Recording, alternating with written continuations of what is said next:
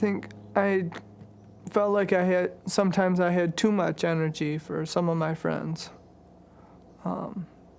that I wanted to do too many things at once. So sometimes it was hard to find friends that could keep up with me.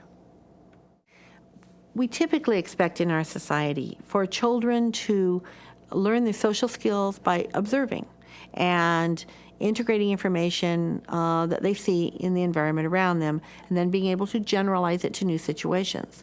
A child with fetal alcohol can't do that. They need to be taught in a concrete manner what to do.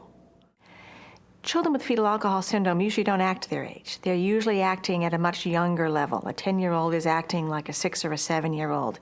Peers are very sensitive to this, and they often don't want to be friends with someone who's too silly, or speaks out of turn, or doesn't know to raise their hand, or says things that are inappropriate. And teachers really can help this child learn how to behave and relate better to peers by teaching some of those skills. How do you enter a group? If you want to play with someone, what do you do so that you can be asked to join to play with them, and that they'll want to be with you? Here are some strategies you can use to help children develop social skills. Let the child with FAS help other students. Here, Bradley is passing out pencils for the written assignment. Use a timer or other reminder to help students take turns. This can be effective outside the classroom, too, as a means of showing the student how to share playground equipment. Because the notion of space is abstract, find a visual way to define space when students share work areas. A rug square or tape on the floor to define work area borders are just some examples.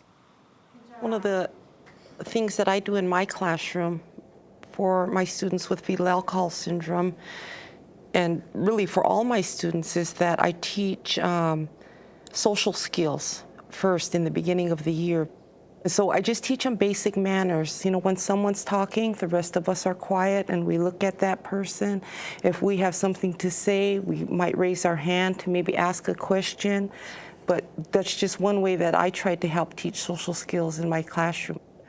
And in the upper grades, I think you teach social skills by example, because I'm the teacher, so follow my examples. I do not interrupt you when you talk, so therefore you should not interrupt others or me when I'm speaking. Another thing that I use in the classroom to teach by example is, in our culture, leadership is very important. Mm-hmm. So every day we have a special helper, but we talk about the qualities that that special helper needs to have. Mm-hmm. And that is that they are a good leader, and they walk down the hall quietly, mm-hmm. and when it's cleanup time, they're the first ones to help clean up.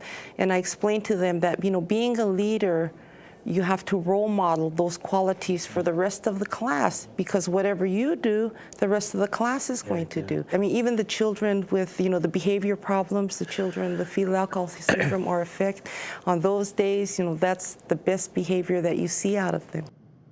Here are some additional tips for teaching social skills.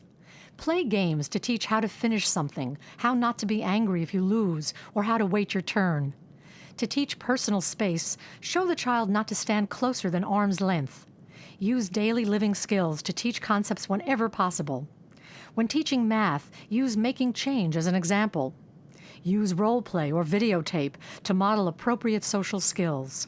Remember that because children with FAS are disabled socially, they also need help on the playground, in the cafeteria, and on the school bus.